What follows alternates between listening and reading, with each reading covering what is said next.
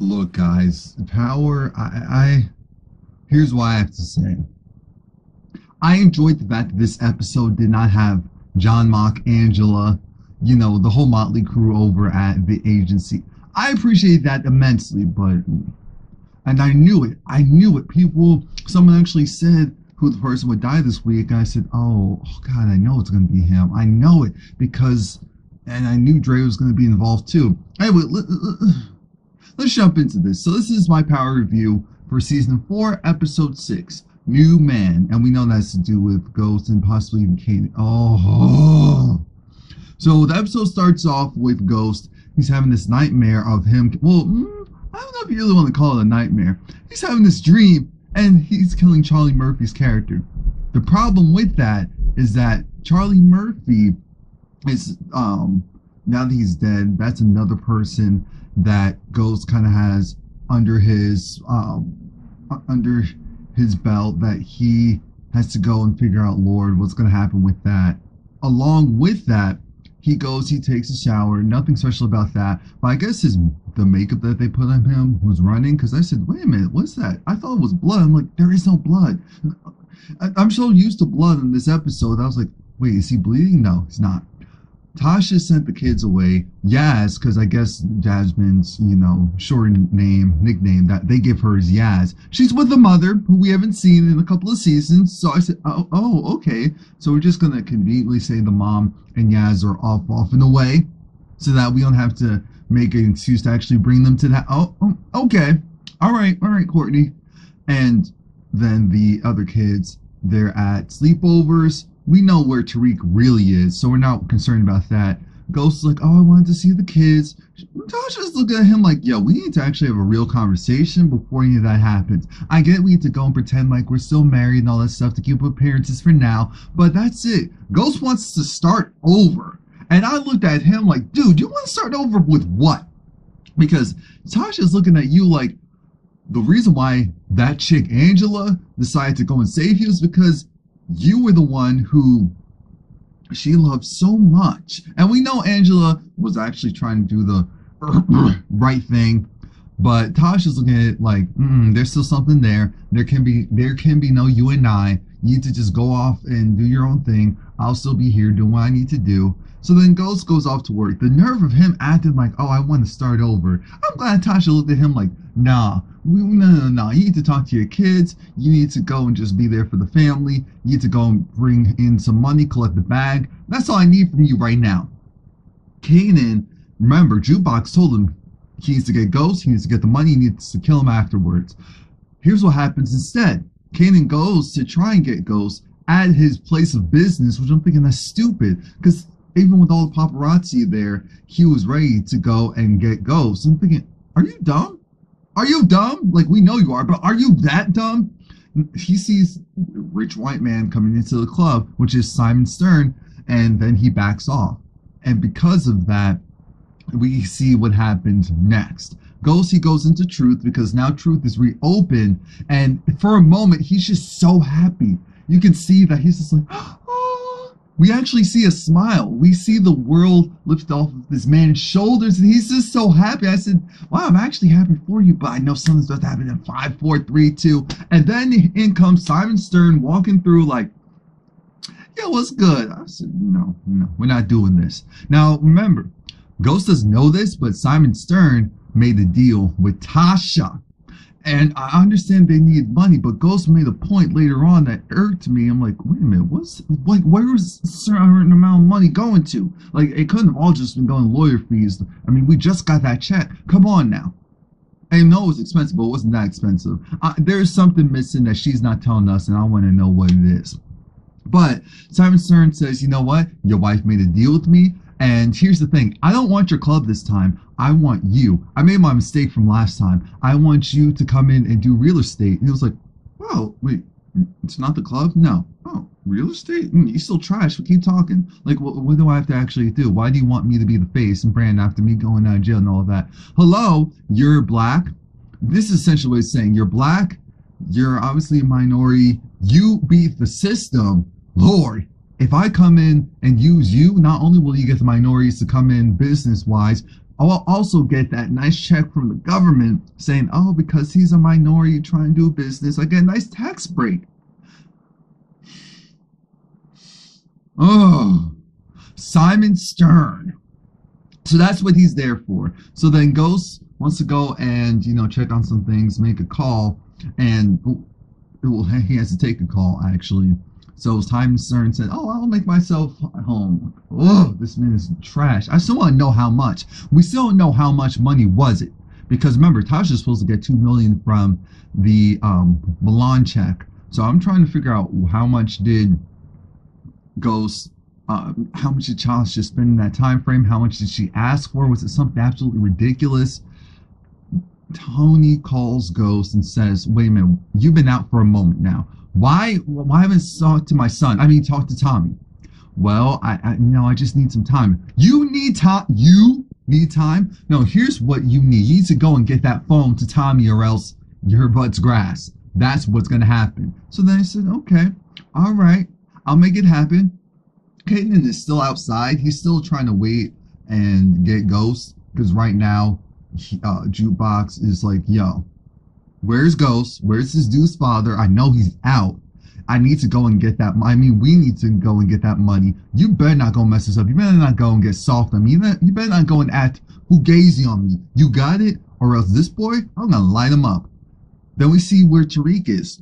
Tariq is in this disclosed location in the Queens place, and Kanon doesn't know it. And the way how Kanon was acting the entire episode, I told you guys that Kanon actually likes Tariq. He's the son that he never had because Sean wasn't really about that life. So you guys are like, oh no, he doesn't care. I told you that he cares. Yes, he does. He cares in his own messed up way, in his own Kanon way. Tariq is playing video games in this like abandoned house, if you will. I'm looking at this place like Tariq is too comfortable in places like this. What? He's a little too comfortable in places like this. He's asking where Kanon is. Jukebox like, you need to chill. Kanon needs to go and do a couple of things. Don't worry about it. All you need to know is that everything's cool. He's like, wait, but I told my moms that I'll be home by a certain time. She was like, don't worry, I got your moms. And then she eventually goes and gets some lean. We'll talk about that a little bit later. Tasha was just so discombobulated because she's figuring that, all right, maybe have the kids out a little bit longer so that we can have a real conversation. So when Tariq was like, do I have to leave? Tasha said, no. I'm thinking, oh my God, Tariq has been MIA all the time. This is the one time you should say, yes, Raina can stay, but you can go. And even lie to him and say that, oh, I had to get Raina. Because you need to watch it. You need to watch the kid that's always out and about doing some foolishness and some recklessness. And that is Tariq, unfortunately, for Tasha. Next thing we know, we see Tasha. While that's happening, she's also talking to Lakeisha. And Lakeisha has this stank. Lala nailed this one. Lakeisha had this stank, a girl I didn't even want to deal with you attitude, because Tommy's gone. Tommy's gone, so Tommy hasn't been responding to her at all. Now, remember, Lakeisha is still acting like it's not Tommy to a certain degree. And Lakeisha's just like, yo, so Ghost is back. Oh, he wants to start something with you? Oh, no, he's trash. And then, but she's like, I don't care about that. I care about my shop. I care about my business. Make sure that you clean this all up so I can get it back. I was like, look, we just need a little bit of time. She's like, you don't have much time. Clean it up. And I said, this is exactly what would happen if Tommy went MIA, because we know he was the only one keeping Lakeisha happy and she really wasn't a part of this, which is fine, because why would you really want to be a part of this life? Especially if you didn't ask for it. But I said, Lakeisha, stop it. Stop it. Stop it. We like you now. We really like you now. We don't want to see you die, but we've seen that almost anyone can die on this show. Really, almost anyone can die. So don't do too much. As soon as Lakeisha leaves, she's like, I need to open my shop. I guess I'll see you later. Tasha goes like, where the hell are you, Tommy? Mind you, remember, Tommy, he's out. He's in Chicago, so no one's going to be able to get in touch with him. Tommy finally gets to Chicago, and there's this guy named Jason who is, I guess, the lead. He's not really the connect. He's more so like the parent company, and Milan was handling the the subsidiary. And because of that, when Milan got killed, I guess it wasn't as clear cut as Tommy thought it was. So they took all his weapons, and they're talking. And Jason said this: Ghost is a liability. Ghost is a liability. Because Ghost is a liability, you need to go and get rid of him. You need to go and get rid of him. And Tommy was honest. He said, look, Milan, Lobos, other people tried this before. I'm not killing Ghost. Jason put it a different way. Everyone is essentially replaceable, and we need Ghost gone. We don't need you. It's like, okay, you're not going to kill him? Well, at least do this instead. Since you sound like you don't want to kill him, you're not going back to New York. What? No, you're not going back to New York because I see big plans for you. I see a big future. I want to make sure that you expand so that you essentially are, the connect for both coasts. Essentially the whole United States of America, or at least most of it. I want you to be the connect, which means that you have to cut all ties with Ghosts because, again, Ghost is a liability. Ghost isn't a part of the streets anymore, which is fine because he has too much heat, too many eyes on him. He's made too many mistakes. But you, no, we can trust you. And I'm thinking, I just remember each time when people were talking to Tommy before, and they're also kind of throwing it in there that they'd rather trust the crazy white guy instead of the cool, calm, and collected black guy. But Ghost now is a part of the system, so he's really, really, really dirty. I do appreciate the fact that Tommy made it clear that no one's going to come in between him and Ghost. But if you're saying I don't communicate with him anymore, we'll see how that happens. Because Tommy is so intertwined in the family. I said, yeah, right. Tommy wanted to get out of there because he's like, oh, okay, I get to live my life. No, you can't leave yet. There's going to be a party. I said, don't go, Tommy. Don't go. Speaking of don't go, Julio, he goes and he meets up and he's talking to, what's the guy's name? Not Gorilla. Gumby? Goon? Essentially, the guy that I guess is Tommy's personal, right hand, if you will. The one who Tommy said, keep my phone on, do all this stuff. And Julio's irritated because he's kind of like, where's Tommy? Tommy's out, don't worry about it. Okay, Dre. I'm going to talk to Dre because Dre's been going and doing some shady stuff. Dre! Now, since when could Dre lie this good? Dre is playing every side. Forget both sides. He's playing every side. And I'm just, the countdown is on for when Dre's going to die. Because you can't tell me you doing all this. Because Dre went too far in this episode. He already went too far a couple of times. But in this episode, he went too far.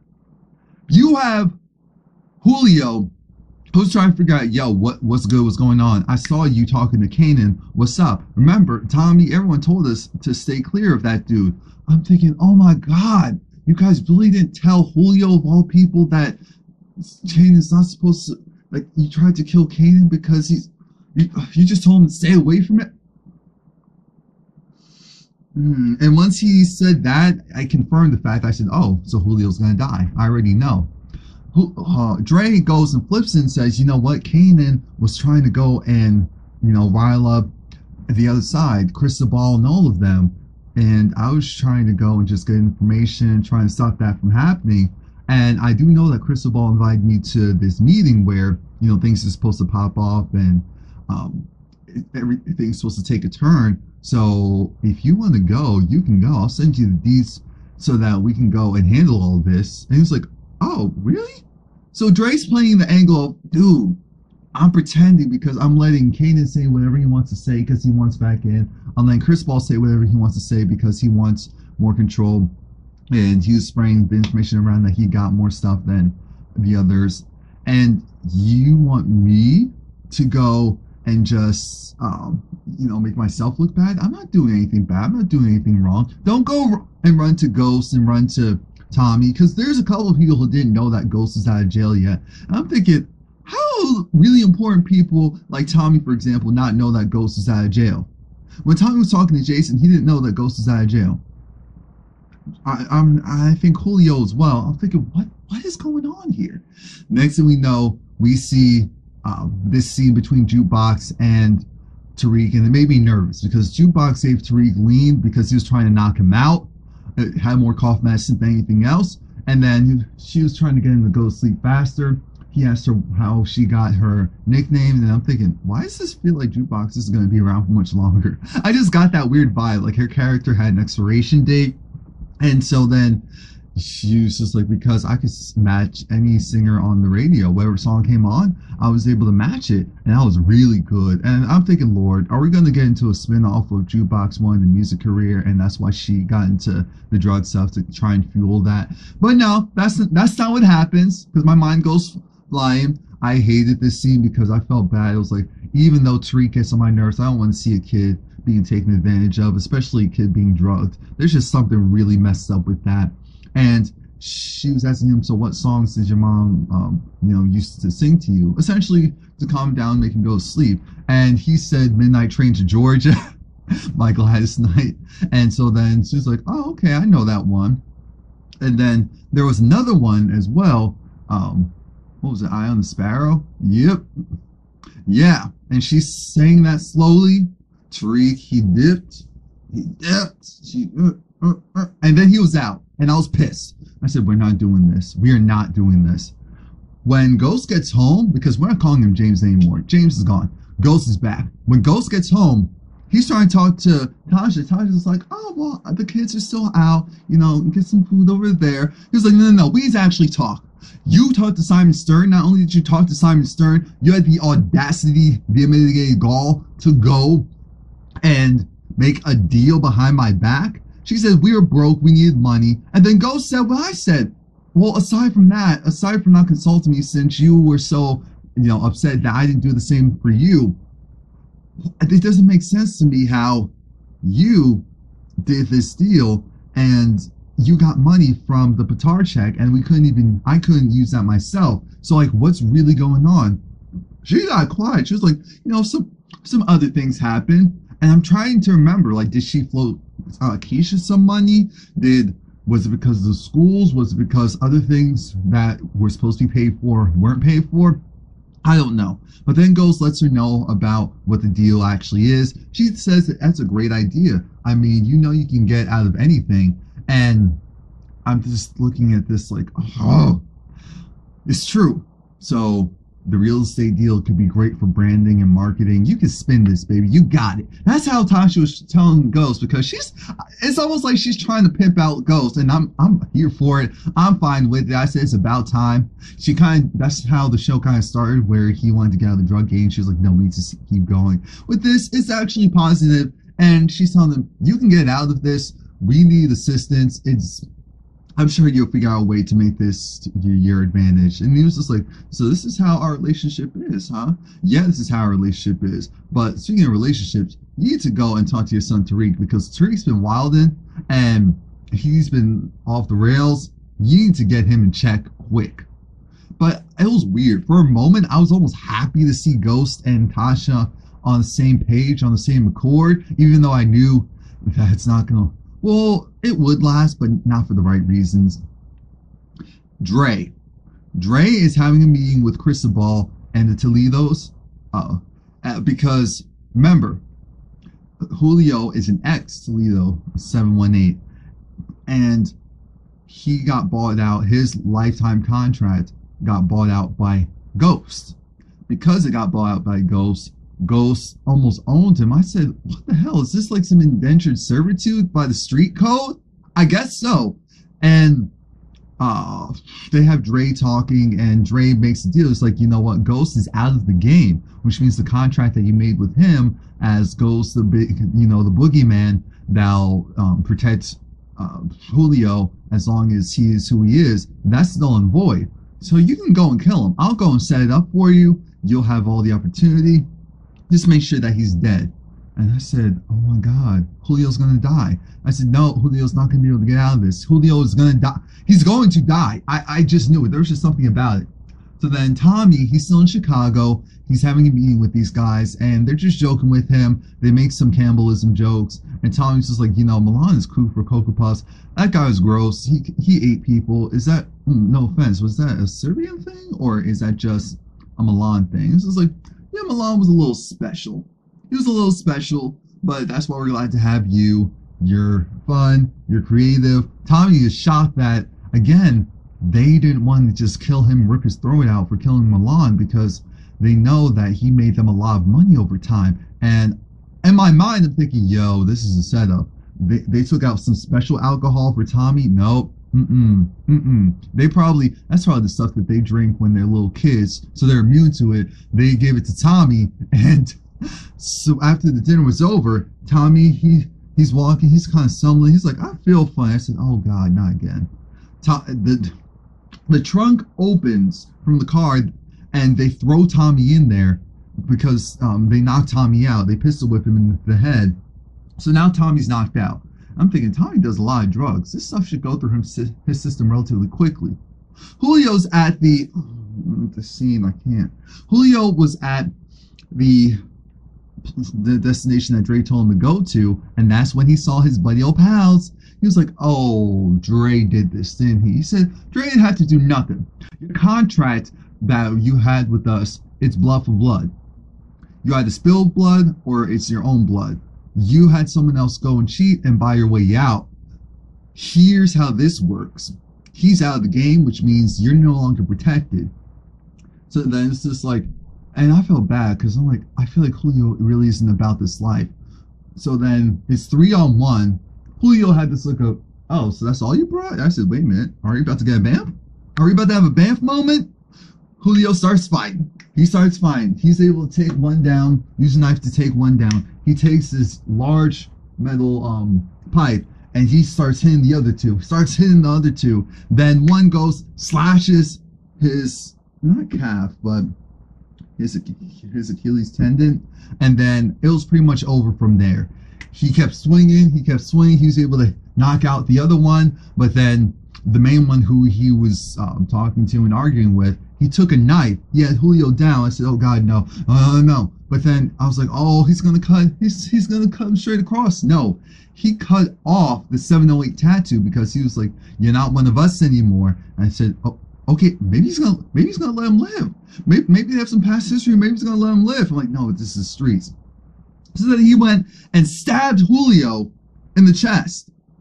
He stabbed Julio in the chest, and Julio was still alive. And then, if that wasn't bad enough, Julio trying to grasp for life, because I saw in his face, he was like, I don't even want to do this stuff anymore, just because I owed Ghost for saving me. He was trying to crawl. He was trying to crawl like an inchworm, and he kept. And I said, dude, there's nowhere to go. There's nowhere to go. So for a good almost 30 seconds of him trying to crawl, I said, oh no. So then he turns back around and he dies, and he's dead. This isn't a Kanon thing. He is dead. They killed him. Dre killed him. And that's why I keep telling you that Dre needs to go.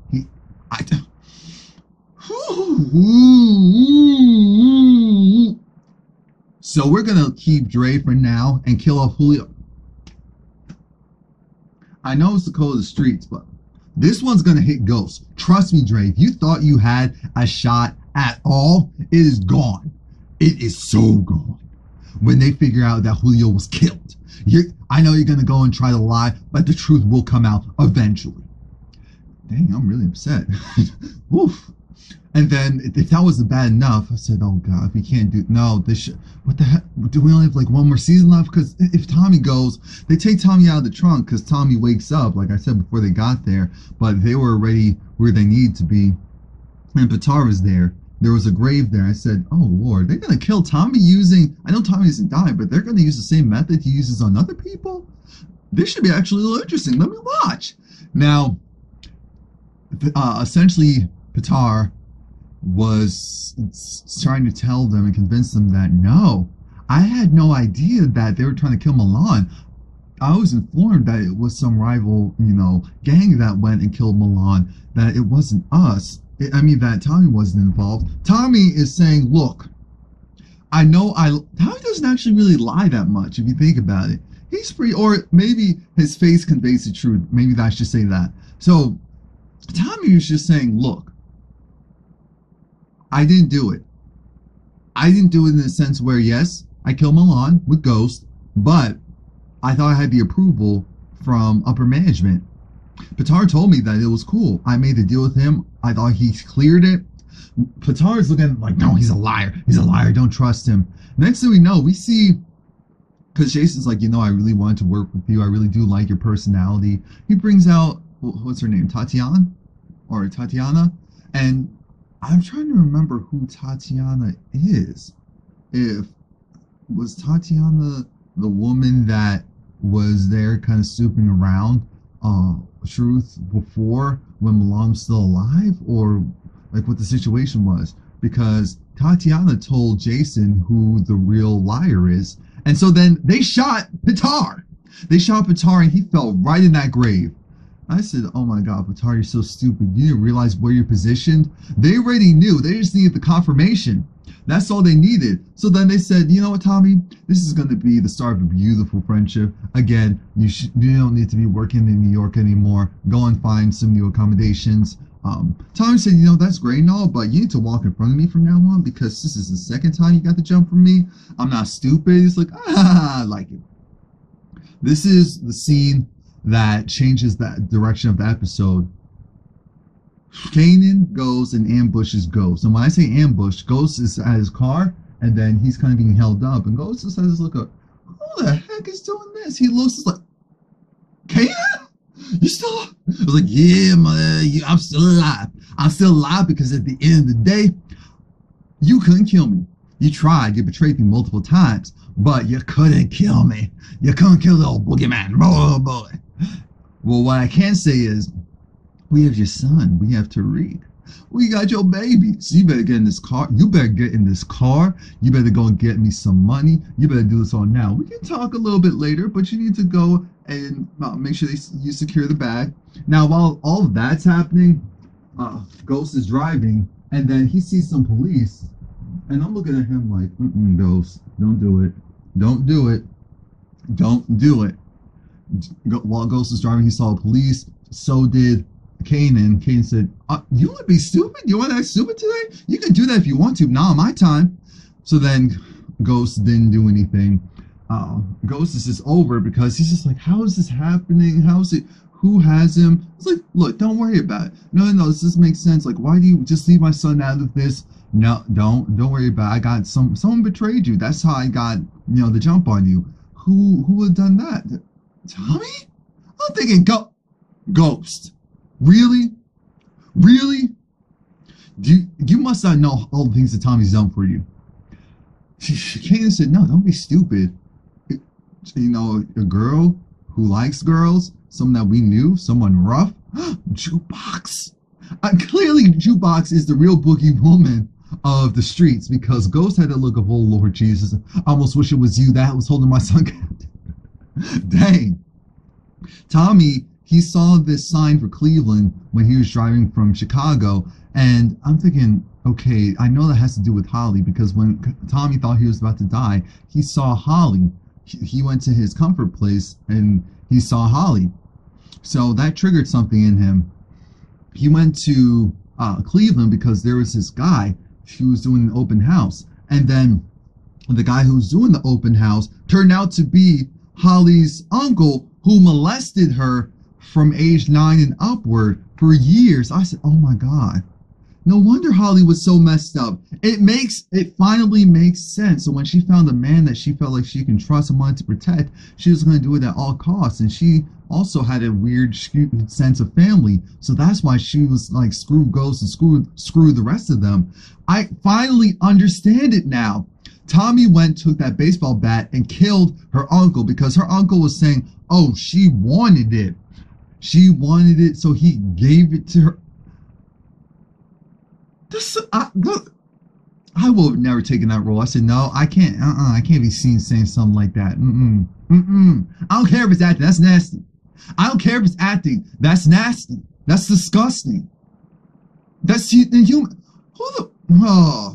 So Tommy took that baseball bat. He killed that man. I said, oh my God, Tommy. I don't know who's going to clean this up, but right now I don't care because I'm here for it. Hit him again. Hit him again. Hit him again. All right, now wipe the house down because you touched a couple of things. But Tommy usually wears gloves, so he's usually always ready. But I felt like that was like a random moment where Tommy he deviated from the course. We'll see how that affects everything a little bit later. Um, Tariq wants to leave, so Tariq is just like, no, my mom's just gonna freak out, so I have to go. Tupac said, you know what, dude? She pistol whipped Tariq. Part of me was like, finally, someone hit him. Aside from that one time Ghost did, which is messed up. So part of me is like, yay, someone hit him, and then I was like, damn, you pistol whipped him in the back. That's brain damage. What's wrong with you? He's 14, he's 16. What are you doing? I don't want it to be you, and not with a gun. Well, I did say if he got grazed, so you know what? You ask for things and you don't know how it's going to come back on you. You never do. It's interesting because Ghost says he knows where he can get some money. And I'm thinking, wait, from Tasha? No, he doesn't want Tasha to know. So he's going to get it from his own people. Yes, he's going to rob from his own people. Because remember, he was trying to leave the drug game, really leave the drug game. So technically, Tommy is their boss. So even though he sees Tommy's unofficial right-hand man when he goes into the place, because Kanon only gave him a fake unloaded gun. So then he was like, oh, no. I know Tommy didn't tell you to do that because Tommy isn't back yet. Tommy, he's out of town, all of this. I'm thinking, Ghost, remember what he's saying. That information is important. So he pistol whips him, and I'm thinking, Lord, how is this all going to look? Oh, Jesus. Pistol whips him. Kanon comes from the back, and they knock out the other guy. And I was just happy that, because remember, none of them trust him because they're told, regardless who it is, unless they get approval from Tommy, something's off. So now Marcus is in the back counting the money, and Ghost is like, you know what, just give me the money. Just give me the money. I know this isn't protocol, and yeah, I know Kane's there too. I know, but look, just give me the money, just package it up. And Marcus is just like, oh, okay. Kane saw that, lit him up right in the head. Ghost had this look of, I just came back out of jail. Marcus is cool. Why'd you shoot him? Look, he was reaching. He was going to shoot. Which he was, but the whole thing is now one of Ghost's people are dead. So even if X people are dead, so even if Ghost is like, well, they took my son, they're still going to look at him as a potential liability. Now Tommy and Ghost really are going to have to part ways because there's no way people are going to be okay with all of this. No way. Tasha calls Ghost because she's like, I went to pick up Tariq from his friend's house. The friend said that he went to go see some girl. I didn't even know Tariq was seeing some girl. Ghost lies and says, oh, thank God, good. I didn't have to tell Tasha the truth. I'm going to go and pick up now because, there was some girl. I don't know why he knows some girl in that, where he knows her, but he knows her. I got him. Don't worry about it. And she was like, oh, thank you. I appreciate you. Thinking, Lord, we'll see how much. We will see how much. Now, the whole time during this whole dynamic of Ghost and Kanon, you could tell that they were actually friends at one point because Kanon almost seems happy to be around Ghost again, and Ghost looks like he's just confused and dazed and hurt, even though he did try to kill Kanon, and he finally acknowledges to Kanon that, yes, I did, set you up because we had a plan. You wanted to deviate from the plan. You really didn't want to work with me. You just wanted to do what you wanted to do, which will cause us to get into trouble or at least not expand the way that we should have. So I had to make a move. And Kanon's like, it's trash, but at least you're telling me like this. I feel like that's all Kanon really wanted from Ghost, an admission that yes, I made 10 years of your life. I took away 10 years of your life because you're potentially going to take all of the years away from me. So then Kanon, he has a change of heart. After that, they get out of the car, and because it's jukebox, he said, look, you're going to need a gun. Ghost is like, you want to give me a gun after you did all this? Like, yeah, I want to give you a gun. Okay, he takes it, and then he points it at Kanon. He's like, so what are you going to do? Jukebox is going to kill your son. I mean, come on now, don't be stupid. So now they're going to devise a plan to get Tariq out. Again, complete role reversal because Kanon really likes Tariq. He's the son that he never had. So that's one. And then two, he still has a soft spot for Ghost, and Ghost finally acknowledged what he did. It's just a whole lot. So now they're in the house, and Jukebox is just like, Mr. Bad and Bougie, you still ain't nothing. You still the same. You just like Kanon. The only difference is you have a suit and more money. That's it. And you went and betrayed him. You went and did all this, and then she notices that Ghost, the zip ties that are on his hands, they're kind of loose. It's like, oh heck nah. You really trying to go and run game on me? Run game on me? No, here's how this goes. You two are going to do what I say. Alright, so I'm going to kill this little one over here. I'm going to kill him over here. You see me? I can't believe you little softy. Kanon, how you acting so soft? Ghost is borderline crying. He's like, no, not my baby, not my baby. That's how Ghost is acting the entire time. Tariq, I don't know if he's still kind of high or just really confused, but he just has this look of, like, he's not really that scared. And I'm like, who are you? You have a gun pointed to your head and you almost look monotone. Like flatline, like. And even Kanon looked nervous, so then the truth comes out. Jukebox is just like, all right, Kanon, either I'm going to tell him or you are. What? Slim isn't real. His real name is Kanon. Yeah, he's the big old boogeyman that, you know, had issues with your father. He's been lying to you this whole time. You have? And remember, because that's his older buddy. So his replacement for Sean. Speaking of Sean. So Jukebox is like, yeah. He went and did all this because he wanted to get some money from your father, and he wanted to, you know, mess with your father, so he used you to do so. And to make matters worse, he killed your friend Sean. And Kanon said, yeah, I killed my son, Sean. I absolutely did it. I mean, he was disloyal, so he had to die. Thinking, you telling this to a 16-year-old who thought you two were friends and you killed his best friend? And you I know it looked like it actually hurt Kanon, like, dang it. Oh, somehow I was going to still try to be friends with Reek after this. But now that's ruined. So then, Jukebox is still on this power trip. Ghost is still crying, like, no, not my baby, not my baby. Just leave it alone. Take me, just shoot me, just leave it. No, just shoot me. Kanon looked like this, like, all right, game time's over. He shoots Jukebox in the head. Shoots... I think it was more than once, and we're all looking like, even though I felt that was going to happen, I was still like, and then Ghost goes, he gets Reek, and he's just holding him for dear life, and then Kanon, he turns over, and it's like, all right, with that look of your turn, and then he's looking, then he's looking at Reek, then he's looking at him some more, then he's looking at Ghost. I was like, dang it, I had love for both of these dudes, and it's killing me right now. So he does nothing. He goes and he just walks away. He takes the bag of money and he leaves. And now I'm like, where do we go from here? Because even though I'm so conflicted, because I knew that would happen in the end, because just seeing how attached he still seemed to both of these people, Kanon, I'm still not gonna like Kanon's still trash. But he had his moment. Everyone has a moment. And he had this moment this episode. But Julio's dead. I feel like Reek's going to go off the rails. I feel like...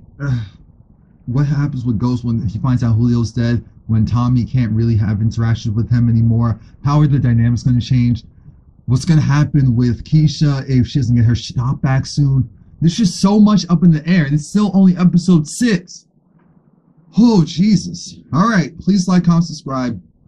Like I said, I saw the death and Kanon flipping coming, but it was still